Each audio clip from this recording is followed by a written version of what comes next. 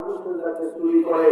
রাসূল সাল্লাল্লাহু আলাইহি ওয়াসাল্লাম বলেছেন আশরাফুন নাস আল্লাযী ইয়াকুতু সালাতাহু, সবচেয়ে বড় হলো সালাত চোর। কিন্তু সাহাবীরা বলেছেন কাইফা ইয়াকুতু সালাতাহু, আল্লাহ নবী কিভাবে সালাতকে চুরি করে?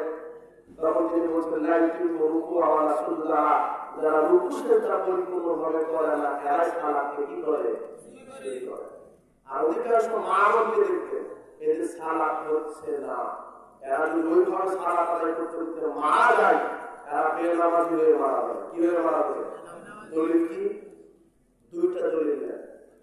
রুকু সিজদা যদি ঠিক মতো না করে, মহিলারা সিজদা করে কিভাবে দেখবেন? দুই কোণটা কারোটা হাতের সাথে লাগিয়ে দিয়ে দুই পাওটা মাটির সাথে লাগিয়ে দিয়ে, তাই না? বিড়াল পাখি পুরুষ এখানে দেখেছেন কি? ঠিক ওইভাবে এরা সিজদা করে না? অথচ নারী পুরুষের সালাত ওই আরেকটা কথা, নারী পুরুষের সালাতে পার্থক্য করেছে বুঝছি না? নারী পুরুষের সালাতে কোনো পার্থক্য নেই। কিয়াম কুদ রুকু সিজদা সব ঠিক। এমনকি নারীরাও ৫ ওয়াক্ত সালাত আদায় করতে পারে, খাবার দিবে। কি দিবে? আপনার স্ত্রী দেয় না, শিখিয়ে দিবে না। এমনকি রাতের সালাত কিন্তু মাগরিব এশা ফজর আমরা জোরে কেরাত করি না, কিন্তু মহিলারা ৫ ওয়াক্ত সালাতে কি মনে মনে ছোট ছোট কেরাত করে। জি না, নারীরাও সহজে তেলাওয়াত করবে, কিন্তু কণ্ঠ হবে নিচু। কণ্ঠ হবে কি? যাতে করে পরপুরুষ শুনতে না পায়। বলছিলাম নারী পুরুষের সালাতের কোনো পার্থক্য নেই। নারী পুরুষ একইভাবে সিজদা রুকু সিজদা করবে। রাসূল সাল্লাল্লাহু আলাইহি ওয়াসাল্লাম বলেছেন লম্বা ভাবে তোমরা সিজদা করো, এমন ভাবে সিজদা করবে যাতে করে পেটের নিচ দিয়ে ছাগলের বাচ্চা চলে যেতে পারে। আর আপনার স্ত্রী এমন ভাবে সিজদা করে টুকরাও যেতে পারে। ওইভাবে যদি মরা পর্যন্ত সালাত আদায় করে বেনামাজি হয়ে মারা যাবে। কি হয়ে? দলিল কি? নাসাই ১৩০০ নম্বর হাদিস। হুযায়ফা রাদিয়াল্লাহু আনহু এক ব্যক্তিকে সালাত আদায় করতে দেখলেন, রুকু সিজদা ঠিক মতো হচ্ছে না, একেবারে দ্রুত গতিতে সালাত আদায় করলেন। হুযায়ফা রাদিয়াল্লাহু আনহু বলছেন আচ্ছা কাম তুসাল্লি হাদিস সালাত, তুমি কতদিন ধরে সালাত আদায় করো? কতদিন? তখন লোকটা গর্বের সাথে বলছে মুনযু ৪০ আমান, কি বলে? আমি ৪০ বছর ধরে সালাত আদায় করি। কত বছর? ৪০ বছর। হুযায়ফা রাদিয়াল্লাহু আনহু বলছেন মা সাল্লাইতা মুনযু ৪০ সানা, না না না, তুমি ৪০ বছর ধরে সালাত আদায় করো না। লাউ লাউ মিত্তা ওয়া তুসাল্লি হাদিস সালাত, যদি তুমি এইভাবে সালাত আদায় করতে করতে মারাও যাও, লা মিত্তা আলা কাইফিয়াতি মুহাম্মদ সাল্লাল্লাহু আলাইহি ওয়াসাল্লাম, মুহাম্মদ সাল্লাল্লাহু আলাইহি ওয়াসাল্লামের ফিতরাতের বাইরে তুমি মৃত্যুবরণ করবে। রাসূল সাল্লাল্লাহু আলাইহি ওয়াসাল্লাম যে সালাত থেকে গেছে সেই সালাতের বাইরে তুমি মৃত্যুবরণ করবে। এটা হুযায়ফার ঘটনা বললাম। এখন রাসূল সাল্লাল্লাহু আলাইহি ওয়াসাল্লাম নিজের ঘটনা বলি। সহিহ বুখারী ৭৫৭ নম্বর হাদিস। রাসূল সাল্লাল্লাহু আলাইহি ওয়াসাল্লাম মসজিদে প্রবেশ করলেন, আরেকজন লোক মসজিদে প্রবেশ করে সালাত আদায় করলেন। সালাত আদায় করে রাসূলকে সালাম দিলেন, তিনি সালামের জবাব দিলেন, দিয়ে বলছেন এই যাও, ফিরে যাও, মুসাল্লি ফাইন্নাকা লাম তুসাল্লি, তুমি সালাত আদায় করো, তুমি সালাত আদায় করো। লোকটা কিন্তু সালাত আদায় করে মসজিদ থেকে বের হচ্ছে। এমন সময় রাসূল সাল্লাল্লাহু আলাইহি ওয়াসাল্লাম কি বলছেন? ফিরে যাও, মসজিদে ঢুকো, ঢুকে আবার সালাত আদায় করো, তুমি সালাত আদায় করোনি। অথচ নরম লোকটা সালাত আদায় করবে, বুঝে গেল না? ৩ বার ঘটনা ঘটল, ৩ বার ঘটনা ঘটল। তখন লোকটা বলছে ওয়াল্লাযী বা'আসাকা বিল হক মা উরসিলা গায়রুহু, ওই সত্তার কসম করে বলছে যে সত্তা আপনাকে সত্য দিন সরকার প্রেরণ করেছে, ফাআল্লিমনি, আমাকে সালাত আপনি শিখায়া দেন। তখন রাসূল সাল্লাল্লাহু আলাইহি ওয়াসাল্লাম তাকে রুকু সিজদা কিয়ামকে সব শিখায়া দিলেন। কথা বুঝলেন? দেখেন এই সহিহ বুখারী ৭৫৭ নম্বর হাদিসে রাসূল সাল্লাল্লাহু আলাইহি ওয়াসাল্লাম সালাত শিখায়া দিচ্ছেন। কে সালাত শিখাচ্ছেন? মুহাম্মদ সাল্লাল্লাহু আলাইহি ওয়াসাল্লাম, তিনি সালাত শিখাচ্ছেন। দেখেন ইযা কুনতা ইলা সালাত শিখাচ্ছেন, এই লোক শোনো, যখন সালাতে দাঁড়াবে ফাকাব্বির, তাকবীরে তাহরিমা দিবে, সূরা ফাতিহা পাঠ করবে। এর উপরে হাদিসটা ছিল লা সালাতা লিমান লাম ইয়াকরা বি ফাতিহাতিল কিতাব, কোন সূরা সালাত হয় না? সূরা ফাতিহা। সুম্মা ক্রা মাদ্রাসা মা হামিল কোরআন, এরপরে তিনি বলছেন এরপর যেটা সহজ হয় সেটা কোরআন থেকে পড়ো। সূরা ফাতিহার পরে যেটা আপনার সহজ হয় একটা আয়াত করে পড়ো। রাসূল বলছেন দাঁড়ানো সালাতে যখন তাকবীর দিবে সূরা ফাতিহা পড়বে, এরপর যেটা সহজ হবে সেটা পড়বে। সুম্মা হাত্তা তাতমাইন্না রাকিয়ান, ধীর স্থিরতার সাথে রুকু করবে। কিসের সাথে? ধীর স্থিরতার সাথে। রুকু করার অনেকের কবরটা হালেই না, তাই না? মনে হয় দাঁড়িয়ে আসে। ধীর স্থিরতার সাথে পিঠ টান টান হবে, জন্য সোজা থাকবে। রাসূল সাল্লাল্লাহু আলাইহি ওয়াসাল্লাম শিক্ষা দিচ্ছেন। এরপর বলছে সুম্মা এরপর রুকু থেকে উঠবে। রুকু থেকে কি করবে? উঠবে। এরপর বলছে হাত্তা তা'তা বিনা কায়মান, সোজা হয়ে দাঁড়াবে। কি হয়ে? আচ্ছা, শুধু ওঠার কথা বললেই তো হতো না? রুকু থেকে উঠবে এই কথা বললে হতো না? কিন্তু রাসূল বলছেন না, শুধু উঠলে হবে না, সোজা হয়ে কি হতে হবে? শুধু রুকু থেকে উঠবে এই কথা যদি হতো তাহলে সবার সালাত কবুল হতো। কেন? অধিকাংশ মুসল্লি রুকু থেকে সোজা হয়ে দাঁড়ায় না, একটু ওটা ভাঙ করে সেজে যাওয়ার কথা আছে না? না, ও যদি ৮০ বছর ধরে সালাত আদায় করে তো সালাত হবে না। ওইভাবে লোকটা সালাত আদায় করেছিল, যার কারণে বারবার তাকে সালাত আদায় করতে বলছিল। কথা বুঝতে পারছেন? আবার এরপরে বলছে সুফাসজুদ, সিজদা করো, হাত্তা তাতমাইন্না সাজিদান, স্থিরতার সাথে সিজদা। সুফা, সিজদা থেকে উঠো। এরপরে বলছে হাত্তা তাতমাইন্না জালিসান, প্রশান্তির সাথে এসে বসো। শুধু সিজদা থেকে উঠতে বললেই হতো, কিন্তু তিনি বলছেন প্রশান্তির সাথে বসতে হবে। অনেক মুসল্লি দেখবেন যে একই ঘটনা, সিজদা থেকে একটু উঠা ভাঙতে আবার আসতে না। কথা বুঝেননি? এরা যদি ৮০ বছর ধরে সালাত আদায় করে, এই সালাত আল্লাহ কবুল করবেন না। রুকু সিজদা ঠিকমতো করতে হবে। মুনাফিকরা রুকু সিজদা ঠিকমতো করে না, এরা জামাতে সালাত আদায় করে না, এরা ওয়াক্ত সালাত আদায় করে না। আর কি? এরা সালাত আদায় করে কিন্তু মানুষকে দেখানোর জন্য করে। কাদেরকে? মানুষকে। এরা মুনাফিক। আরটা কি? মুনাফিকরা সালাত আদায় করে আবার পাপ কাজ করে বেড়ায়। কি?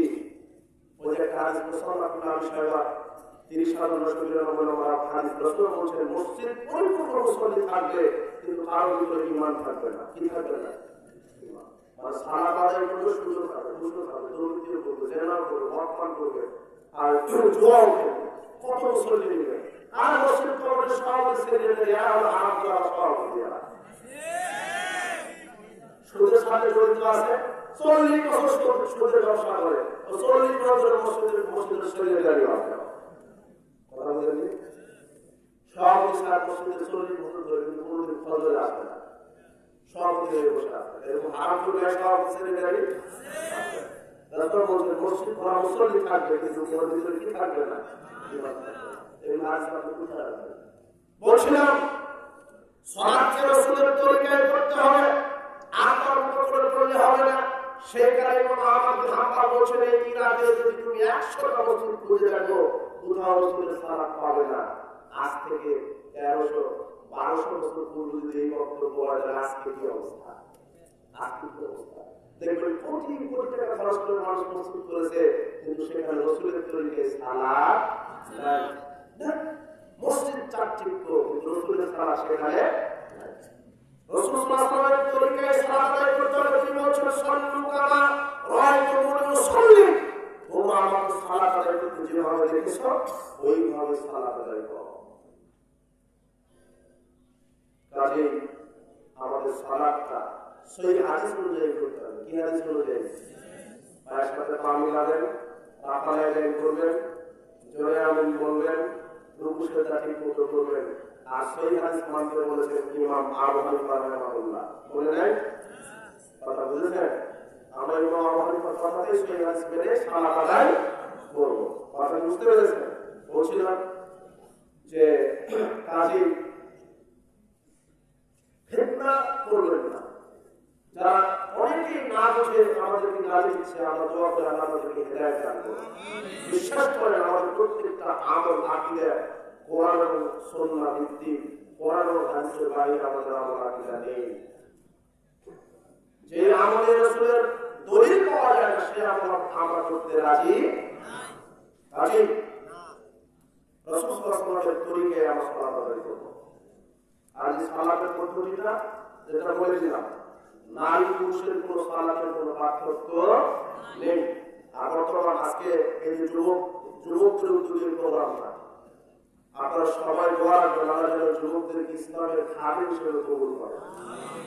আর এই যেটা প্রথম বার্ষিক জীবন হয় না, আমার পর্যন্ত যেন এই কোরআনের সিলসিলাটা আল্লাহ যেন জারি করে রাখেন। আপনারা চান না যে যুবকরা কোরআন ও হাদিসের একটা সম্মেলন এখানে হোক। আপনারা বুদ্ধি, পরামর্শ, অর্থ সব লাগবে। অর্থ ছাড়া চলবে না, অর্থ দিতে হবে। অর্থ দিবেন, বুদ্ধি, পরামর্শ সব যুবকদের পাশে থাকবে। আর ইসলাম প্রতিষ্ঠিত হয়েছে যুবকদের অর্থের মাধ্যমে। আমরা যুবকদের জন্য দোয়া করি। আজকে যুবকরা তাসের আড্ডায়, জোয়ার আড্ডায়, গানের আড্ডায় থাকতে পারতো, তাই না? আজকে কত যুবক আছে, আর এই যে কমিটির যুবকদেরকে দেখলাম কি সুন্দর, এরা তো পথভ্রষ্ট, শয়তানের পথে থাকতে পারতো। আল্লাহ এদেরকে কবুল করেছেন। আল্লাহ তুমি তোমার সেনাবাহিনী হিসেবে এদেরকে তুমি দুনিয়াতে কবুল করো, এদেরকে তুমি জান্নাতের মেহমান হিসেবে কবুল করো। কাজে যুবকদের জন্য দোয়া করি। আর বর্তমান সমাজে পাপ আর পাপ, এখন পাপের ছড়াছড়ি দুনিয়াতে। আগে পাপ করতেও সময় লাগতো। একটা সিনেমা দেখতে যাবেন, ওই যে আপনার বড় হলে যাওয়া লাগতো, তাই না?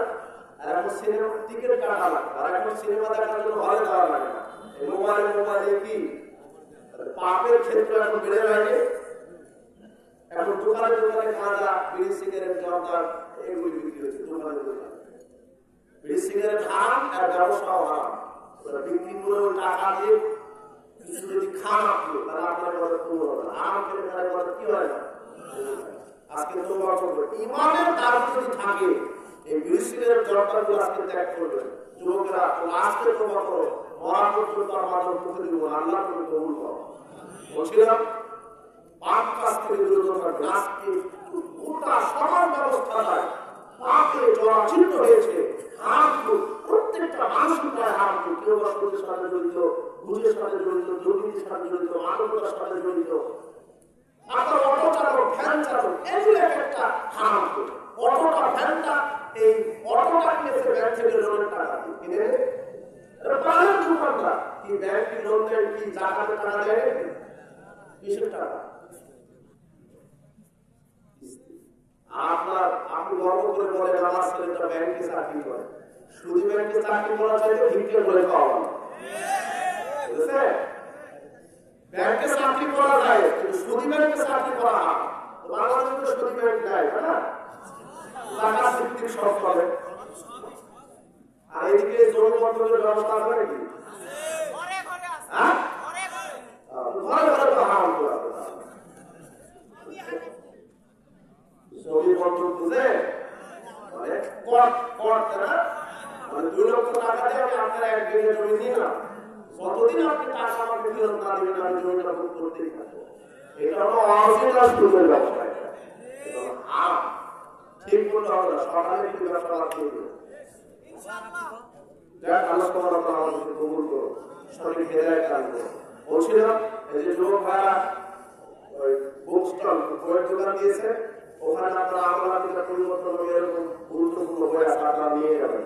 আর সর্বোপরি দোয়া রাখবেন আল্লাহ আজকে ইসলাম সম্মেলনের যত নারী পুরুষ এসেছে, আল্লাহ তুমি তাদের সবাইকে কোরআন ও হাদিসের সঠিক বুঝ দান করো, তাদেরকে সঠিক হেদায়েত দান করো।